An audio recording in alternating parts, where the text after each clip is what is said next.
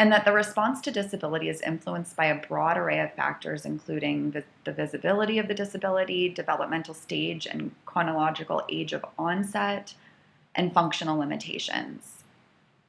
The preference in conceptualizing response to disability would be for an individualistic approach.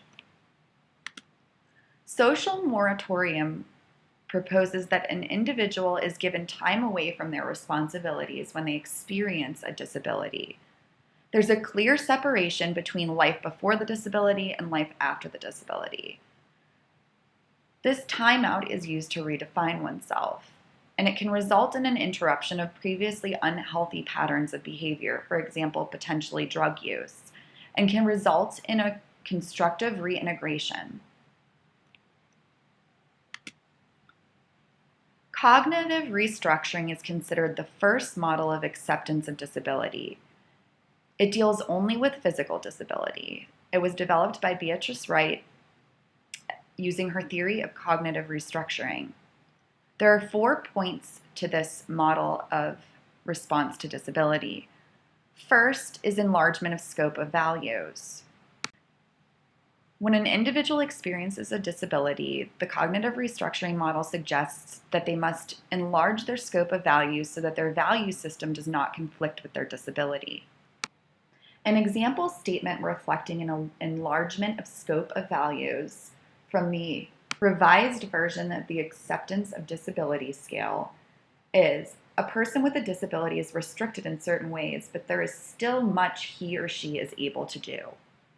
The next point in the cognitive restructuring model is the subordination of physique. Individuals who experience a disability that impacts physique, according to this theory, would need to change their view of their body as a symbol of worth.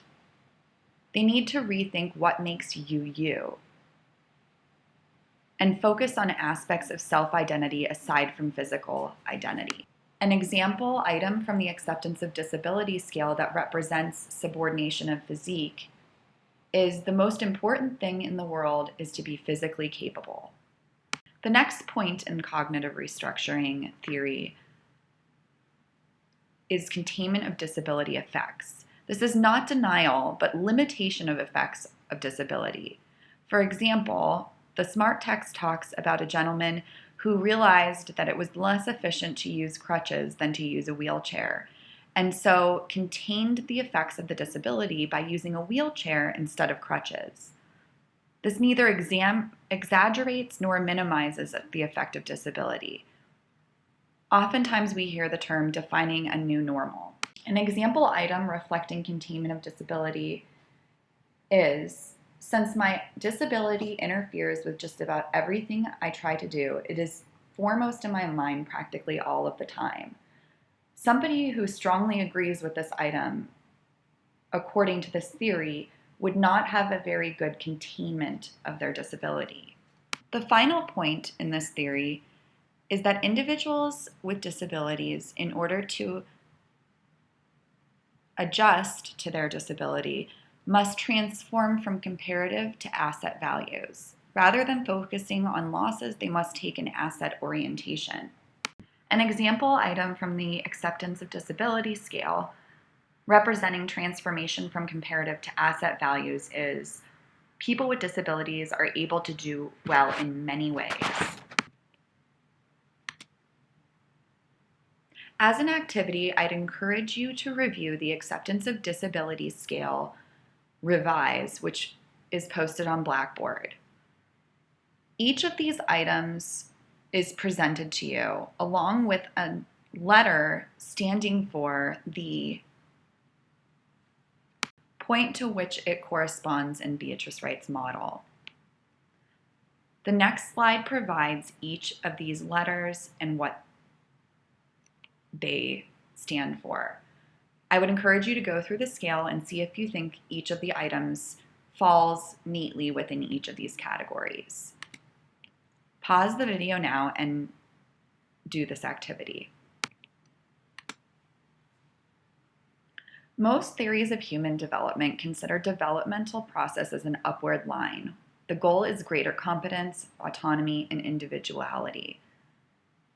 Disability is unfortunately incorrectly thought to be deviance, weakness, and pathology. Therefore, we view that life with disability can't be one of competence, autonomy, and individuality.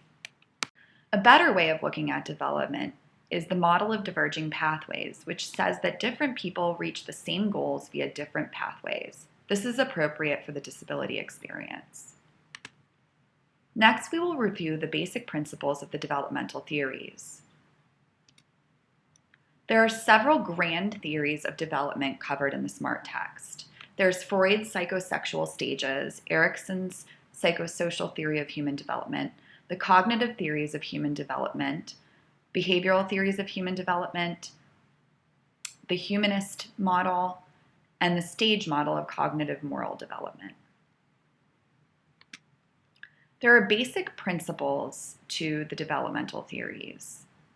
The basic principles are that the biological age is the basis of most developmental theories. Cultural and social interpretations of biological age are relevant here.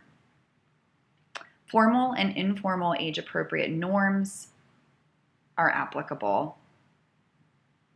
They define norms or normative, and they all adhere to a quote-unquote social clock.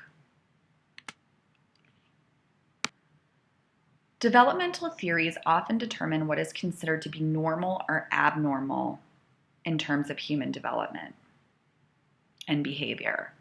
They describe the experiences of a large number of people, thus providing a framework for what defines normal. The more correct term than normal would be typical. Here you can see examples of how developmental theories would differentiate between typical and atypical development. In rehabilitation counseling, we often see the impact of developmental theories in the areas of testing and assessment, implementations of public policy, and therapeutic and educational applications. Again, chronological and biological age is the basis of most developmental theories. It's the basis for age norms. Act your age, not your shoe size. It organizes society according to opportunity structures. We're rewarded for being on time and punished for being off time, developing too early or too late. We have many written age norms within our society, including driving age, drinking age, the age we can enroll in the military, voting age, but we also have unwritten age norms. For example, age of marriage, age when one should have children. Another thing that unifies the developmental theories is that developmental stages are linear, sequential, epigenetic, and hierarchical. What does epigenetic mean? Epi means upon, and genesis means emergence. Completion of one stage allows individuals to progress to the next higher stage with more complex developmental tasks. Hierarchical means that competencies and strengths built in previous stages can be utilized for more complex and difficult tasks in the following developmental stage. Most of us have an expected order of life events. What happens when the timing and order of developmental stages is off time? For example, what might be the impact on an individual with a disability who's unable to graduate with his or her age cohort? This would be considered an off-time transition. Quote-unquote normal development is considered to be continuous. Continuity of development reflects a gradual, stable, continuous, and cumulative process. This is contrasted with the theory of discontinuous growth, in which spurts of growth are followed by periods of no development. Agency is also a very important developmental task. Agency is choice. Agency is affected by culture, available resources, and norms. One example of the impact of culture on agency is the idea of individualism versus collectivism. In individualistic societies, value is placed on choice made by the individual, whereas in collectivist societies, value is placed on choice made as part of the family unit. Reorientation following a loss, for example, a functional loss accompanying an acquired disability, is also a matter of choice. Adaptive strategies to deal with loss require agency. For example, we need to choose to seek out social support, channel resources to new goals, increase efforts, regulate emotions, and compensate for losses with other available resources. History also has an impact on development, particularly for individuals with disabilities. For example, the GI Bill was not originally afforded to African American veterans, only to white Americans. Therefore,